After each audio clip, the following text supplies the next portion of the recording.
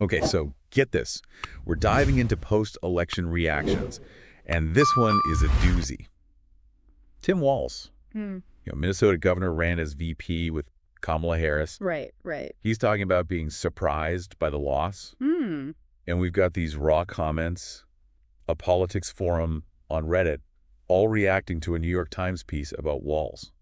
Oh, wow. Yeah, it's like a window into how everyday folks process this election outcome. Interesting. So, like, what are people saying? Well, right off the bat, there's this disconnect Uh, between what Walz is saying publicly and what was really going on in the campaign. yeah. He said he was a little surprised by the loss. He thought the country was ready for a positive message, Hmm. Okay. But then on that Pod Save America podcast, Oh, yeah, I remember that one. campaign leadership was way less optimistic, even saying they didn't expect Harris to win. Huh. So they were kind of putting on a brave face in public. Exactly. And it makes you wonder how in touch the Democrats were with how voters were really feeling. Yeah, you'd think they'd have a better sense of the mood on the ground. Right. And a lot of the commenters are picking up on this too, Mm. especially when it comes to how effective that positive message actually was. So they're saying it didn't work.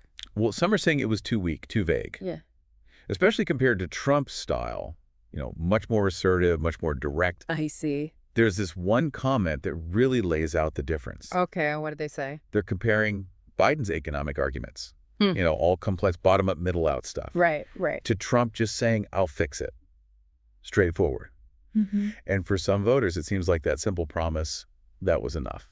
Interesting. So maybe the details didn't matter as much as just the feeling of someone taking charge. Maybe. And it raises the question, did the positive message just not connect on a deeper level? Mm. Like, did it lack those specific solutions, concrete ways to address the issues people were facing? That's a good question. Or was it just about communication, failing to cut through all the noise and really grab people's attention? Yeah. And that leads right into this huge factor, social media. Oh, here we go. So many commenters are talking about the influence of right-wing media, especially Fox News and guys like Joe Rogan. Right. They say these platforms are shaping how voters see things. It's like they're creating these echo chambers where people just hear what they already believe. Exactly. And it makes it super hard to break through with any other viewpoint. Yeah, it can feel like you're shouting into the void. This one commenter told a story about being on vacation with their family. Uh-oh. And everyone was glued to Fox News. Yeah. It was nonstop pro-Trump,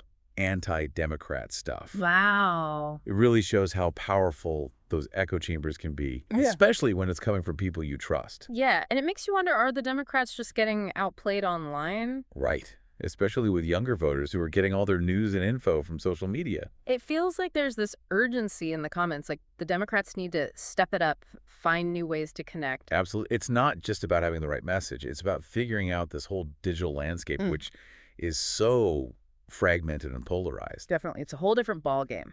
And then there's the whole Musk issue, Oh, yeah. How could we forget? He took over Twitter, and his changes to content moderation and algorithms have been really controversial. Definitely a lot of people are worried about misinformation and hate speech spreading on the platform, especially against certain groups. Right. And that ties directly into our deep dive today. Because how much did these changes on Twitter actually affect how people talked about politics during the election? It's a question worth exploring because we need to look at both the intended and unintended consequences of what Musk did. For sure. Yeah. Like, he might say he's all about free speech, but others argue that he's actually silencing some voices while making others louder. And that can really skew people's perceptions of what's true. Absolutely. And then you can't forget about the economy, which comes up again and again in these comments. Right. So many people are frustrated and disappointed with how things are going, especially with all the inflation after COVID. It's been tough for a lot of people. And there's this tendency to blame Biden directly, even though he's tried to fix things. Yeah, it's interesting how these economic anxieties get tied up with politics. Right. On the one hand, you have voters who are struggling with rising prices, and they want someone to blame. Makes sense. But on the other hand, you have this global economy that's super complicated, and no single leader can really control everything. True, and it's hard to explain those complexities to people who are just trying to make ends meet. Exactly. So it makes you think, Were voters being unfair to Biden, blaming him for global problems? Hmm. Or were their expectations just unrealistic given how long it takes for an economy to recover? It's a good point. And did that economic anxiety make people crave change, even if it meant voting for someone with a less detailed but more forceful message? Right, because ultimately elections aren't just about policies and platforms. Yeah, they're not. They're about emotions, perceptions, people's own personal experiences. Absolutely. People vote based on how they feel. And when they're feeling anxious, frustrated, or left behind, they're more likely to go for a leader who promises easy solutions. Right? Even if those solutions aren't realistic or might even be harmful in the long run. So we've got this whole mix of things going on. Yeah. A disconnect between what the Democrats were saying and how voters were feeling, a digital world that's amplifying some voices while silencing others, and deep economic anxieties that are pushing people towards change. Yeah, and underneath it all, there's this feeling of disillusionment, like the system isn't working for them and their voices don't matter. Exactly, and that's where we'll pick up in the next part of our deep dive. I'm ready when you are. And that takes us right to voter apathy, which pops up a lot in these comments. Yeah. There's this real frustration, especially among younger voters. Mm, They feel like the system's rigged against them, that their vote doesn't even matter. right, like they just given up. It's like they've hit this wall of disillusionment and just checked out of the whole political process. And that can be dangerous, right? Absolutely. It's a dangerous trend because when people lose faith in democracy, it creates this vacuum. And that vacuum can get filled by extremism, by people who exploit that disillusionment and offer these simplistic, often divisive solutions. Like preying on people's fears. Exactly. There's this one comment that's kind of scary. Oh, no. What does it say? They compare how people are feeling now to Germany after World War I, Wow. which of course led to a dictatorship. It's a stark reminder that democracy is fragile. It needs people to participate and to believe in the system even when things are tough. You can't just sit back and expect it to work. Exactly. It's not a spectator sport. It demands our engagement, staying informed, participating in civil discourse, holding our leaders accountable. So it goes way beyond just voting. Absolutely. It means getting involved in your community, advocating for the issues you care about, and challenging those who are trying to undermine our democratic institutions. That's a good point. And speaking of challenges, a lot of these comments talk about how the Democrats are losing the messaging war. In what way? Like, they're not connecting with voters emotionally. And they're getting outmaneuvered by the right-wing media, which is so good at tapping into people's fears and anxieties. Yeah, I can see that. It feels like they're struggling to find a clear, compelling narrative that resonates with people's lives. One that speaks to their hopes and fears in a way that feels genuine and relatable. So what are they doing wrong? Some say they're too focused on policy details, too caught up in the weeds of governing, and not enough on what really matters to people on an emotional level. Okay, I see. There are definitely some commenters who want the Democrats to be more assertive. Yeah. Like really fight back against the Republicans and call out the lies and misinformation. More aggressive. Yeah, there's this feeling that they've been too hesitant to engage, too worried about being polite, and that's just given the other side more power. It's tough, though, because you want to have a reasoned debate that, appeal to people's better nature. Right, but at the same time, you can't ignore the fact that politics is so polarized now, and the other side isn't playing by the same rules. Exactly. They have a whole different set of facts. One commenter said it perfectly. What did they say? They said, the Democrats' mentality has always been to maintain decorum, regardless of the mud Republican sling. And is that working for them? It might be a losing strategy in this political climate. It makes you think, how do you fight back against misinformation and bad faith arguments without stooping to their level? It's the age-old question. How do you have a debate when the other side isn't arguing in good faith? Yeah, it's a tough one, and it's something the Democrats are still figuring out. They need a new strategy, and they need to adapt to how the media landscape is changing. So we've got this multi-layered picture of post-election sentiment coming out of these comments. Okay, what's the picture? Disappointment, disillusionment, a sense of urgency for the Democrats to step up their game, and this deep desire for change. But is there any hope? Yeah, amidst all of that, there are glimmers of hope, this recognition that we can't just give in to apathy, Right. that we need to stay engaged, and that we have a responsibility to shape the future we want. I like that. One of the key takeaways for me is the importance of understanding the other side. It's easy to write off Trump supporters as racist, sexist, or just ignorant. But that doesn't really help. It's too simple. Yeah. If we want to bridge the divide in this country, We have to understand what's motivating them, what anxieties they have that led them to vote for Trump. So it's about empathy. Exactly. Hmm. We need to go beyond stereotypes and really try to grasp the whole picture of why people believe what they believe and make the choices they make. It's hard, but important work. It requires empathy, listening, and being willing to have a dialogue even when it's uncomfortable. That's the key. We have to understand the economic anxieties that are driving people towards populism. Right. We have to acknowledge the role that social and cultural anxieties play in shaping how people see the world. And then what? And then we have to find a way to address these issues in a way that's both meaningful and actionable. It's a tall order. This deep dive into these Reddit comments has been really eye-opening. And it's raised more questions than it's answered. Maybe that's the point.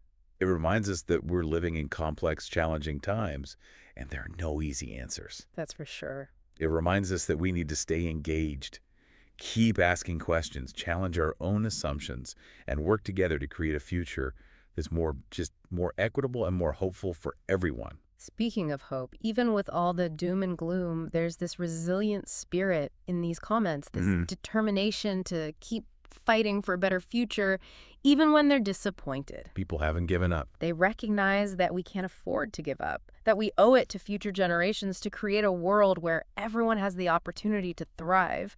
So as we wrap up this part of our deep dive, what are some of the key takeaways for you? What resonates with you and what leaves you thinking about the future of politics? For me, it's the raw honesty and vulnerability in these comments. Yeah. People are struggling with complex emotions, trying to make sense of a world that often feels chaotic and unpredictable. And they're looking for answers. They're looking for guidance, for hope. It's our job to help them find it. Maybe not to give them all the answers, but to create spaces where these conversations can happen. Where people can share their experiences and grapple with these challenges together. That's how we move forward. It's about recognizing that we're all in this together. We all have a stake in shaping the future, and our individual actions, even the small ones, can make a difference. That's a powerful thought. One of the comments that really stuck with me was the one comparing the post-election feeling to Germany after World War I. Right. It's a reminder of how fast things can fall apart when people lose faith into the system, when they feel like they're not being heard, and they're willing to turn to extreme solutions out of desperation. It's a warning we need to take seriously. It's a call to action, to strengthen our democracy, to have civil conversations, and to work hard to create a society where everyone feels seen, heard, and valued. You know, it's interesting how this keeps coming back to the power of individual voices and like building a democracy where everyone feels included. You know, they can participate. Right. I'm thinking about that comment about the energy at the Harris rallies. Oh, yeah. How Walz talked about the momentum they felt. But then on Pod Save America, the campaign leaders admitted that rallies might not actually show real support. Right. Not in today's media landscape. Right. It's like they were energizing the people who already supported them, but not really convincing anyone new. And some commenters pointed that out, too. They were saying that maybe rallies aren't as effective anymore. Compared to, like, online stuff. Right. So that brings up a big question, doesn't it? What's that? How do you reach voters when everything's so fragmented? Yeah, especially the ones who are stuck in those echo chambers we talked about. Exactly. A few commenters said the Democrats need to change their approach. Like maybe rethink some of those old campaign strategies. Interesting. What did they suggest? One even said instead of spending so much on big rallies, they should put more money into online campaigns. Oh, wow. You know, reaching people where they are on TikTok, YouTube, Instagram. That makes sense. I mean, if the real battle is happening online, Right. then maybe that's where the Democrats need to focus their energy. Find new ways to connect with voters who are getting bombarded with information from everywhere. It's not just about being online, though. No. It's about having a message that actually resonates with people. Cuts through the noise. Exactly. A lot of the commenters felt like the Democrats need to focus more on local issues. So like things that are closer to home. Yeah.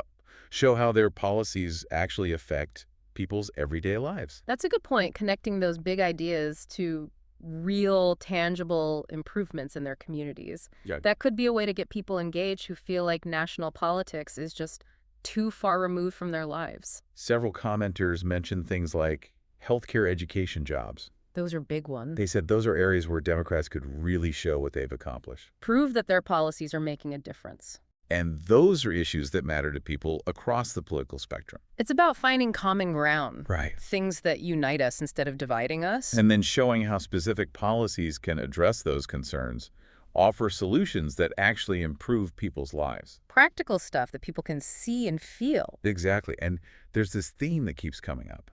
What's that? People want the Democrats to fight harder. Be more assertive in pushing back against the Republicans. Call out the lies and misinformation. So they want them to be more aggressive. Yeah, you can really sense the frustration in these comments. Like they're fed up. Like they feel like the Democrats are playing by a different set of rules. Trying to be reasonable while the other side is just tearing things down. There's one comment that says it all. What's that? Democrats need to move beyond maintaining decorum and start fighting fire with fire. Wow, so they want them to get down in the mud. It raises a tough question, though. Yeah, what's that? In this super polarized environment, how do you effectively counter misinformation and bad faith arguments without losing your own values? It's a tough balance to strike. Maybe part of the solution is to change the narrative, frame the issues in a way that connects with people's values and hopes. Instead of getting caught up in the negativity. So as we wrap up this deep dive, what are some of the key takeaways for you? For me, it's really appreciating the power of individual voices. Yeah. These Reddit comments, even though they're all over the place, Yeah. they show that people want to be heard. Huh? They want to have real conversations, and they want to shape the future of this country. It reminds us that we can't just sit on the sidelines. We can't. We all have a role to play in making our democracy stronger.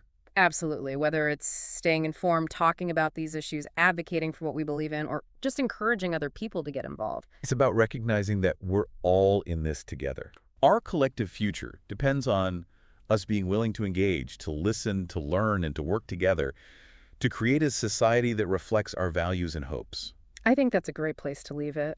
Thanks for joining me for this deep dive. It's always a pleasure. And everyone listening, thanks for being here. We hope this sparked some new ideas, challenged some assumptions, and inspired you to keep exploring these complex issues. The conversation doesn't end here. Nope. Keep asking questions, keep learning, and keep engaging. The future of our democracy depends on it.